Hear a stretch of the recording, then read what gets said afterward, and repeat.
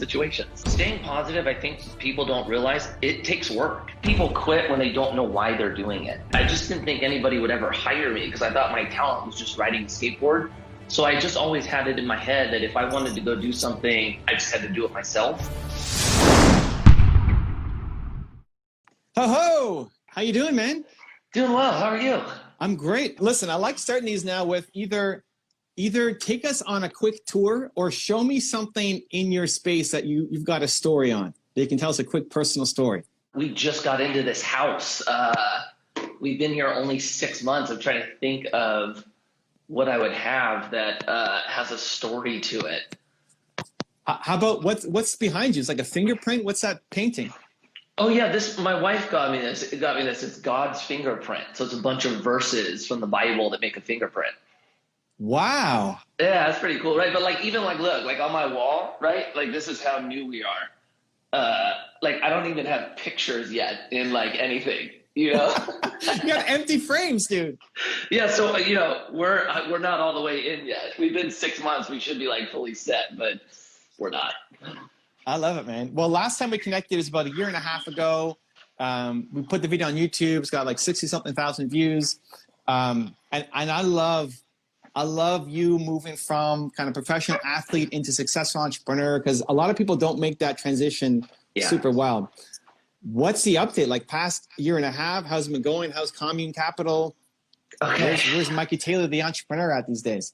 Okay, so the transition is getting easier. It only gets easier, which is good. I would say for me, the first year was the hardest. And then the second year was when you include social media, it makes it even harder because you have people that watch you that want to see you do one thing. So there was that second year where it was dude, we're not into this, and then finally you start catching traction and people are like, hey, you know what? I actually kind of like this. And then you still have your drop off, but I've definitely gotten to a groove where people know what I'm doing now and it's kind of being established, which is nice.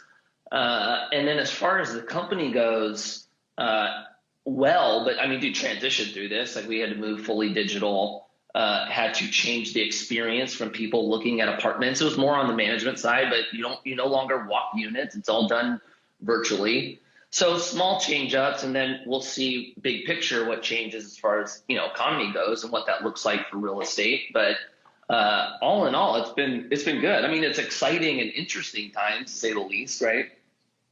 How long were you thinking about moving to entrepreneurship while you were, because your career was long, dude. Your career, and that's not just a flash in the pan, dude. So I had a long one, yeah. How long were you thinking about, I don't know if the skateboarding thing is what I want to keep doing before you made the switch? Well, it wasn't so much that. It was when is it going to end? Because skaters, we don't ever want it to end. We want to do this forever. But we do, our sponsors give us typically a 3-year contract. So that's how long we think we have, to continue to do it. And every time the contract ends, it's am I getting another one? So it was every 3 years. And for me, it's funny, man. I think because I didn't go to school and I skateboarded, I just didn't think anybody would ever hire me because I thought my talent was just riding a skateboard. So I just always had it in my head that if I wanted to go do something, I just had to do it myself, which is a weird way to look at it, but it ended up leading towards entrepreneurship. And how did you get over I'm just a skater. I didn't go to school. I'm gonna now buy apartment buildings and raise funds. That's a shift, dude. Dude, I started small. It's I started with companies inside of skateboarding in the world I knew. And there were, a handful of guys that I got to look up to as an example that own their own skateboard companies. And that was, I don't know, it felt like an easier transition because it was all skaters that were owning them. So I started there, and then that led into trying to get outside of kind of our world. And then with what I do now, it was hard because I was sitting at tables and I didn't know the language. I looked completely different. There was definitely this insecurity that came over me of am I even supposed to be here? And then you just start gaining confidence in yourself that, yeah, you can be here. Your just path to get here was different. But I mean, dude, it was just time. I just had to keep going through it and become comfortable in it. And what keeps the motivation? Because a lot of people get into that boardroom and then they realize, oh my God, this is a different language. I don't know what I'm doing here. Why not quit when most people do? I think people quit when they don't know why they're doing it. You know, and for me, the why was so important that the challenge was fine because I didn't want to stop until I accomplished it. So I think it's just, you know, my purpose was there, which then became my motivation through hard times. I love it. Okay, well, since we're live, how about we throw it to some questions too from the audience? You down for that? Let's do it. How to stay positive? You want me to answer that one? Yeah, go for it. Go for it. So staying positive, I think people don't realize it takes work. It's not something that's easy to maintain at all times. And the thing that I found that really helps is how I start my morning helps me maintain a better attitude throughout the day. And anytime I start and I kind of spend time being appreciative of what I have, being thankful, it puts me in a better mood throughout the day to stay positive because you're thankful for things instead of complaining about what you don't have. And whatever you're focusing on, you obsess over. So if you obsess over the good, it helps you stay in a good mentality. If you focus on the bad, that's when you have the challenge of being negative all day, I think. I mean, just doing work that you love, right? Like you woke up today and you're fired up for it. It's easy to stay positive. Like I got Mikey Taylor on my calendar today. Let's go, man. Come on now. 100%. You put me in like accounting or something, I'm going to hate my life. 100%. You know what, man? The more and more I kind of do this, the more I lean on purpose. It's like when you have your purpose set, when you know what your purpose is, I guess pursuit of happiness becomes easier, or it's easier to stay in it. And what would you put down as your purpose? So I think there's 3 actually components you have to answer before you can figure out how to be happy, and it's identity, purpose, and destiny. Who are you? Why are you here? And where do we go after this? And, you know, if we're talking about identity, and that was the challenge for me when skateboarding left, because skateboarding was my identity. Identity now I view as I am Mikey Taylor, the father, husband, and person. And what I'm doing at the moment is just what I'm doing, but it is not who I am. My purpose, I believe, is to live a life that glorifies God in anything I do. And so with that, it's very simple. It's okay. Now I'm doing this company, and this is real estate. Everybody I work with, it needs to be done in a positive, loving way. Anybody on social media, I hold myself or try to hold myself to an example that is good.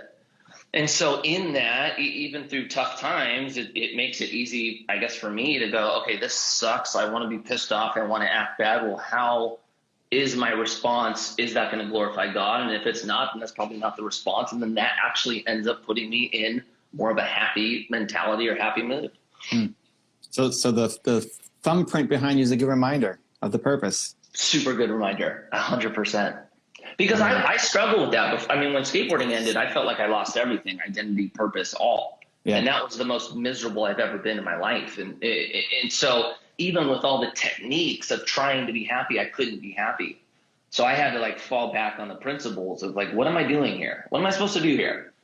You know, and then you start, once you know your purpose, then you're able to gauge if you're even doing it correctly or not. If you don't know why you're here, how do you gauge if you're doing a good job? You can't.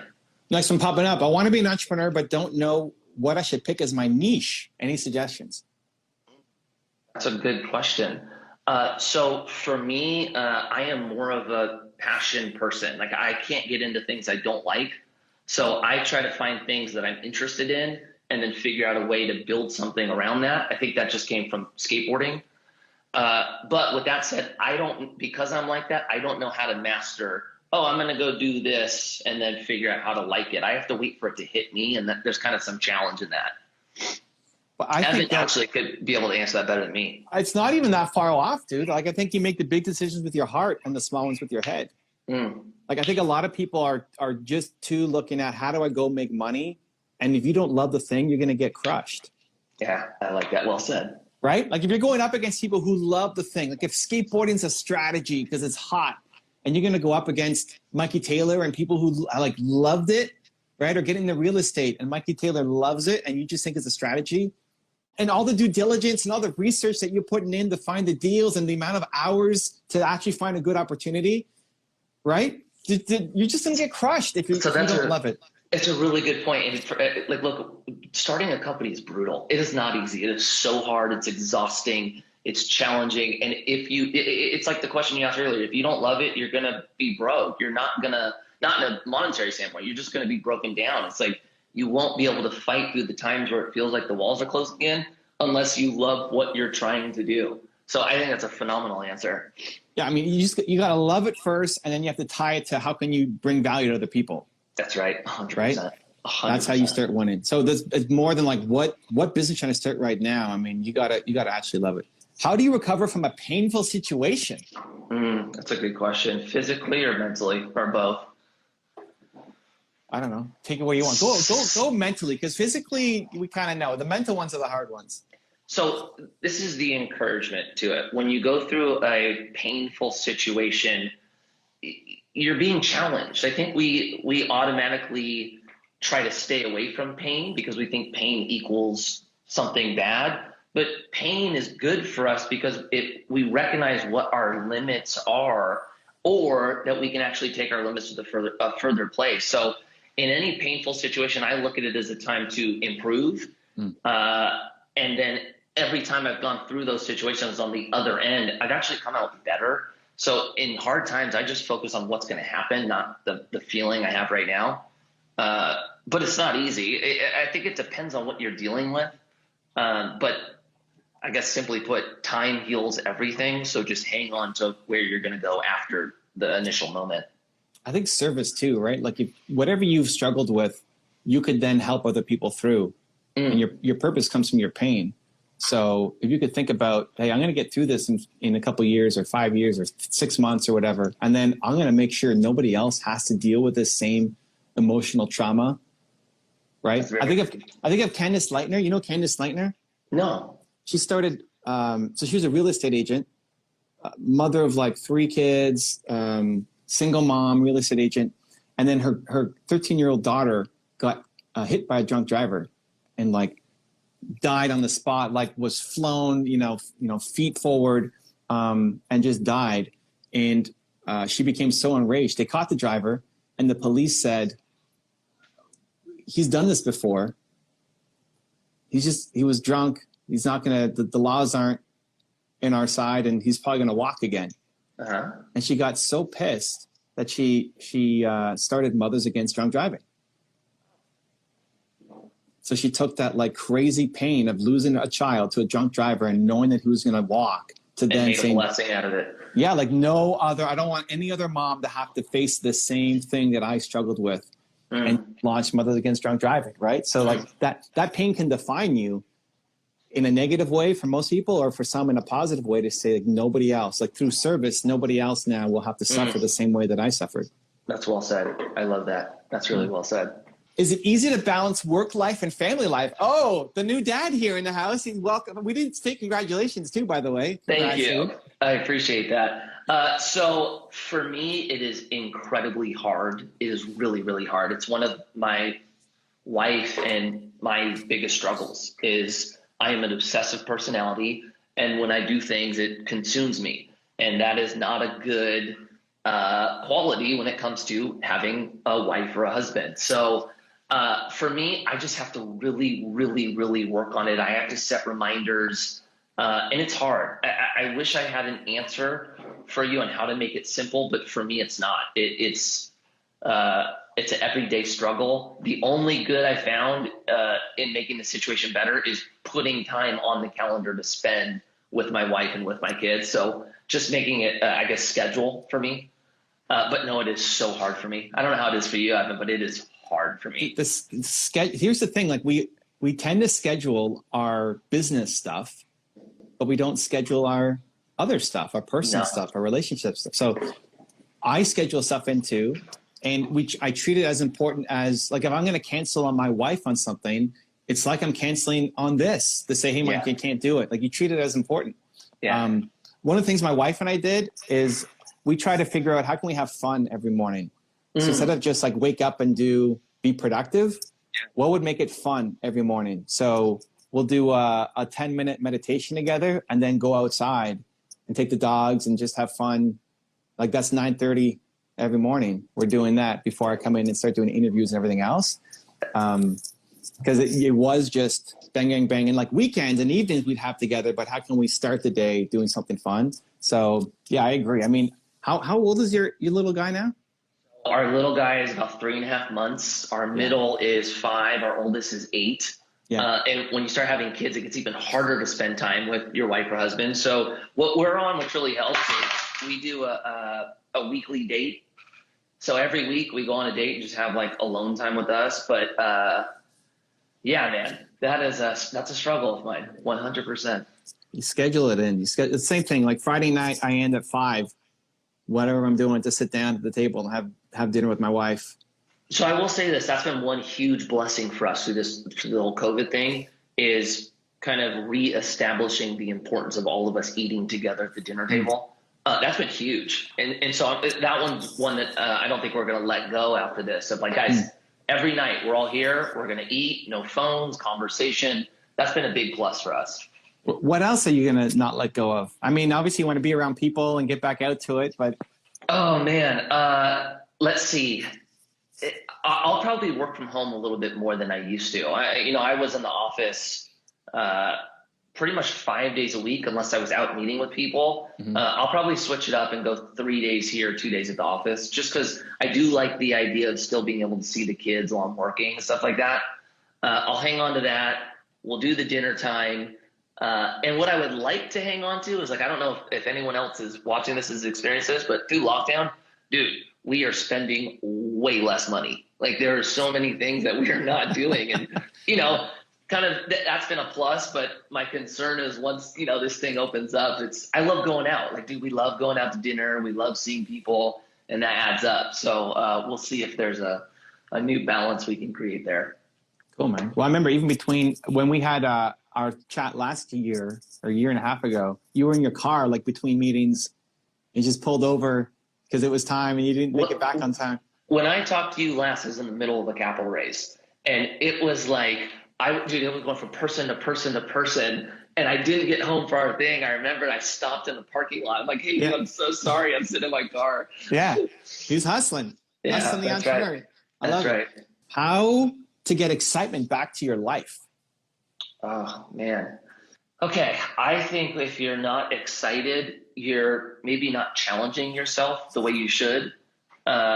So I don't know. What helps me is, like, I try to just do something that I'm like, it's hard. And like that improvement is exciting for me. Makes me feel fulfilled and that I'm getting better.